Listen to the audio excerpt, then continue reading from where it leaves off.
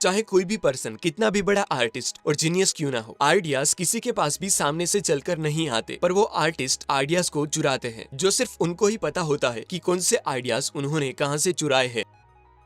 Computer पे animated character बनाने से लेकर अपने वर्कशॉप में किसी दो मेटल को जोड़ने के लिए किया हुआ वेल्डिंग भी एक आर्ट ही है। कई लोगों को लगता है कि आर्टिस्ट मतलब पेंटर, लेकिन ऐसा नहीं है। जो भी पर्सन दूसरों को हेल्प करने के लिए अपनी स्किल के जरिए कुछ क्रिएट करता है वो आर्टिस्ट है। फिर चाहे वो बिजनेसमैन हो, कुक हो, प्लेयर हो या कुछ भी, वो एक आर्टिस्ट ही है। पिकासो कहते थे कि आर्ट एक चोरी है, जो आज भी सच है। जैसे एप्पल के founder Steve Jobs, basketball player Kobe Bryant, दुनिया का most influential band the Beatles और अमेरिकन रैपर एमिनेम जैसी कई फेमस पर्सनालिटीज ने दूसरों के आइडियाज को कुछ इस तरीके से चुराया कि पूरी दुनिया को उनका वर्क ओरिजिनल लगने लगा। इसलिए आज मैं ऑस्टिन क्लेयोन की best selling book steal like an artist में से कुछ ऐसी बातें बताने वाला हूँ जिससे आप सीखेंगे कि कैसे आप भी ग्रेट लोगों की तरह अलग अलग आइडियाज, कॉन्सेप्ट और प्रिंसिपल्स को कनेक्ट करके एक ऐसी चीज क्रिएट कर सकते हो जो सबसे यूनिक हो। स्टिल लाइक एन आर्टिस्ट में से मैंने सीखी पहली बात, नथिंग इज ओरिजिनल। जैसे मैं भी कोई ओरिजिनल थिंकर नहीं हूँ, मैं एक सिंथेसाइजर हूँ जो अलग अलग आइडियाज को कुछ अलग ही अंदाज से कनेक्ट करके आपके सामने प्रेजेंट करता हूँ। स्टीव जॉब्स ने अपनी एक स्पीच में कहा था कि गुड आर्टिस्ट आइडियाज की कॉपी करते हैं, पर ग्रेट आर्टिस्ट आइडियाज को ही चुरा लेते हैं। अब थोड़ा सोचो कि उन्होंने ऐसा क्यों कहा। उनका कहने का मतलब था कि जो नॉर्मल लोग होते हैं वो चीजों को इमिटेट करते हैं और दूसरों को कॉपी करने की कोशिश करते हैं, पर जो ग्रेट आर्टिस्ट होते हैं वो उसी सेम चीज को डीपली स्टडी करके उसे कुछ इस तरीके से ट्रांसफॉर्म करते हैं कि उनकी खुद की पहचान वो चीज में झलकने लगती है। कई लोगों के लिए क्रिएटिविटी एक रहस्य की तरह होती है। उनको लगता है कि क्रिएटिव पर्सन को एकदम अचानक से ही आइडियाज आ जाते होंगे और वो माइंड ब्लोइंग चीजें क्रिएट करने लगते होंगे, लेकिन एक्चुअल में ऐसा नहीं होता। चाहे कोई भी पर्सन कितना भी बड़ा आर्टिस्ट और जीनियस क्यों ना हो, आइडियाज किसी के पास भी सामने से चलकर नहीं आते, पर वो आर्टिस्ट आइडियाज को चुराते हैं, जो सिर्फ उनको ही पता होता है कि कौन से आइडियाज उन्होंने कहां से चुराए हैं। आर्किटेक्ट माइक पियर्स ने जिम्बाब्वे में ईस्ट गेट सेंटर नाम की एक ऐसी बिल्डिंग बनाई जो बिना एसी के अपने आप कूल रहती है, और उस स्ट्रक्चर का आइडिया उन्होंने टर्माइट माउंट से चुराया था। 1989 में जापान के लोगों को उनकी बुलेट ट्रेन से एक शिकायत थी कि जब भी ट्रेन टनल से बाहर निकलती तब एक बहुत ही लाउड आवाज आती थी जो टनल से जनरेट हुई प्रेशर वेव्स थी। तब टीम इंजीनियर इजी निकात्सु ने बुलेट ट्रेन के हेड की डिजाइन को चेंज किया और वो आवाज बंद हो गई। लोगों को उनका वर्क वर्ल्ड क्लास लगा, पर वो हेड की डिजाइन इजी निकात्सु ने किंगफिशर के नोज के शेप से चुराई थी, क्योंकि किंगफिशर का नोज बिना पानी को स्प्लेश किए पानी के अंदर जा सकता है, और इजी निकात्सु ने उस डिजाइन को वहां से उठा के ट्रेन के हेड में ट्रांसफॉर्म कर दिया। एंटी डस्ट पेंट भी कोई नया कॉन्सेप्ट नहीं है, वो भी कमल के पत्तों का चुराया हुआ सरफेस स्ट्रक्चर है। ब्लॉकबस्टर मूवीज के डायरेक्टर्स भी मूवीज के कॉन्सेप्ट को माइथोलॉजी और पुरानी कहानियों से जानकर उसे थोड़ा ट्विस्ट देके नए रूप में प्रेजेंट करते हैं। ऐसे ही 90% आइडियाज किसी ना किसी चीज से इंस्पायर होते हैं। मतलब जो भी काम आपको ओरिजिनल लगता है वो सभी आगे बनाई गई चीजें और आइडियाज का रिमिक्स वर्जन ही होता है। यानी कि एक तरीके से इंस्पिरेशन दुनिया में से ही कहीं से लिया गया है। कंप्लीटली ओरिजिनल तो कुछ भी नहीं होता। एक राइटर ने कहा था कि everybody was inspired by somebody. इसलिए स्टिल लाइक एन आर्टिस्ट में से मैंने सीखी दूसरी बात, start कॉपिंग your heroes. Popular basketball player Kobe Bryant ने एडमिट किया था कि उन्होंने उनके सारे मूव्स उनके ही फील्ड के अलग अलग प्लेयर से चुराए थे, पर जब वो उसे यूज करते तो लोगों को वो सारे मूव्स का कॉम्बिनेशन ओरिजिनल ही लगता। क्योंकि American play writer Wilson Mizner कहते थे कि अगर आप सिर्फ एक ही पर्सन को कॉपी करते हो तो उसे प्लेगरिज्म कहते हैं, पर अगर आप बहुत सारे लोगों से कॉपी करते हो तो उसे रिसर्च कहा जाता है। वर्ल्ड का most influential band the Beatles भी पहले कवर बैंड हुआ करता था, जहां से उन्होंने अलग अलग म्यूजिक के कोर को जाना और बाद में खुद के म्यूजिक प्रोड्यूस करना स्टार्ट करा। इस दोनों केस में उन्होंने अपने हीरोज यानी कि वो जिनसे इंस्पायर्ड थे उनके वर्क के पीछे छुपी हुई थिंकिंग को जाना और उसे कॉपी करके अपना खुद का ओरिजिनल वर्क प्रोड्यूस किया। ऑथर कहते हैं कि आप ज्यादातर चीजें कॉपी करके ही सीखते हो। जैसे कि जब आप छोटे थे तब आपके आसपास के लोगों को कॉपी करके ही आपने बोलना और चलना सीखा होगा। इसीलिए आप कॉपी करो, पर अच्छे कैरेक्टर्स की और बेहतर आइडियाज की। जैसे एमिनेम भी दूसरे कई कंपोजर के राइम्स और वर्ड्स कॉपी करके उसे अपने तरीके से निखारते हैं। एक्चुअल में आर्टिस्ट दूसरों के वर्क को बहुत ही सिलेक्टिवली चूज करके कॉपी करते हैं। वो बहुत ही केयरफुली डिसाइड करते हैं कि किस से एग्जैक्टली क्या चीज कॉपी करनी है। इसलिए जब भी आप कुछ कॉपी करने जाओ तब अच्छे और क्रेडिबल सोर्सेज से कॉपी करो और अपने मल्टीपल आइडल्स में से जिसका जो वर्क आपको इंस्पायर करता हो उनके उस वर्क को डीपली स्टडी करके उसके पीछे छुपी हुई थिंकिंग को जानो, क्योंकि आपको आपके आइडल जैसा सिर्फ दिखना नहीं है पर उनकी की तरह इस दुनिया को देखना भी है। अगर आप ऊपर ऊपर से कॉपी करेंगे तो लोग आपको डुप्लीकेट कहेंगे, लेकिन अगर आपने अंदर से सीखा होगा तो आपको ओरिजिनल माना जाएगा। और इसी प्रोसेस को दोहराने से आपको अपनी ओरिजिनल स्टाइल मिलेगी, जैसे कोबी ब्रायंट और बीटल्स को मिली। स्टिल लाइक एन आर्टिस्ट में से मैंने सीखी तीसरी बात, build your own world. Author कहते हैं कि क्रिएटिविटी वो नहीं है कि आप क्या सिलेक्ट करते हो, पर क्रिएटिविटी वो है कि आप क्या रिजेक्ट करते हो। जैसे ऑथर खुद पोयम लिखना चाहते थे, लेकिन उनको पता नहीं था कि क्या लिखे और क्या ना लिखे। पर जैसे कि आप सब जानते हो कि कोई भी चीज बेसिकली दो तरीके से बनाई जा सकती है, मटेरियल को ऐड करके या तो मटेरियल को रिमूव करके। तो उन्होंने वही किया कि ब्लैंक पेपर पे उनके खुद के वर्ड्स लिखने की बजाय उन्होंने न्यूज़पेपर के आर्टिकल्स में से वर्ड्स को रिमूव करके न्यूज़पेपर ब्लैकआउट नाम की उनकी फर्स्ट बुक पब्लिश करी, जो न्यूज में से बनाई हुई पोएम्स का कलेक्शन है। एक जर्मन राइटर ने कहा था कि आप आपके इन्फ्लुएंसर्स का मैसिव वर्जन होते हैं, यानी कि आप जिस चीज से इंस्पायर होते हो उसी से ही आपकी एक अलग दुनिया बनती है। जैसे एप्पल की दुनिया सिंप्लिसिटी और इनोवेशन से इंस्पायर्ड है, तो दूसरी तरफ रेड बुल की दुनिया डेयरिंग और एडवेंचर से इंस्पायर्ड है। इसलिए आपका काम होना चाहिए ग्रेट आइडियाज को कलेक्ट करके अपनी खुद की ही एक इंस्पिरेशन की दुनिया बनाना। जहाँ पर भी आपको कोई भी ऐसी चीज दिखे जो आपके इंस्पिरेशन और इमेजिनेशन को पावर दे, तो उसे कलेक्ट कर ले। ऑस्टिन क्लियोन कहते हैं कि क्रिएटिव बनना आपका काम नहीं है, आपका काम है वाइड वैरायटी ऑफ इन्फॉर्मेशन को कलेक्ट करना और उसके नए नए कनेक्शन बनाना। आज इंजीनियरिंग बहुत लोग करते हैं, पर अगर आप कुछ ऐसा क्रिएट करना चाहते हो जो आउटस्टैंडिंग हो, तो आप रिवर्स इंजीनियरिंग सीख के अलग अलग आइडियाज को अपने अंदाज में कनेक्ट करके अपनी खुद की ही एक अलग दुनिया बनाओ। अब इस बुक में से मैंने सीखी सभी बातों की स्क्रीनशॉट समरी बताऊं तो, फर्स्ट, कोई भी चीजें ओरिजिनल नहीं होती, सभी चीजें आगे बनाई गई चीजें और आइडियाज का रिमिक्स वर्जन ही होता है, क्योंकि everybody was inspired by somebody. Second point, किसी भी आइडियाज को डायरेक्टली कॉपी करने की बजाय सिलेक्टिवली उसके पीछे छुपी हुई थिंकिंग को कॉपी करो, जिससे आप उसे अपना ट्विस्ट देके ओरिजिनल बना सको। एंड लास्ट पॉइंट, आपके इन्फ्लुएंसर्स के जो भी आइडियाज आपको इंस्पायर करते हो उसे कलेक्ट करके अपनी खुद की ही एक अलग दुनिया बनाओ, जो आगे जाके आपकी पर्सनल आइडेंटिटी बन जाएगी। क्रिएटिव बन के ग्रेट वर्क प्रोड्यूस करने की ये सभी बातें मैंने ऑस्टिन क्लेयोन की इस छोटी सी book steal like an artist में से सीखी है, जो ग्राफिक्स और वर्ड्स के बेस्ट कॉम्बिनेशन से एकदम क्लियर वे में लिखी गई है, जिसे आपको एक बार डेफिनेटली रीड करनी चाहिए, जिसकी लिंक आपको डिस्क्रिप्शन में मिल जाएगी।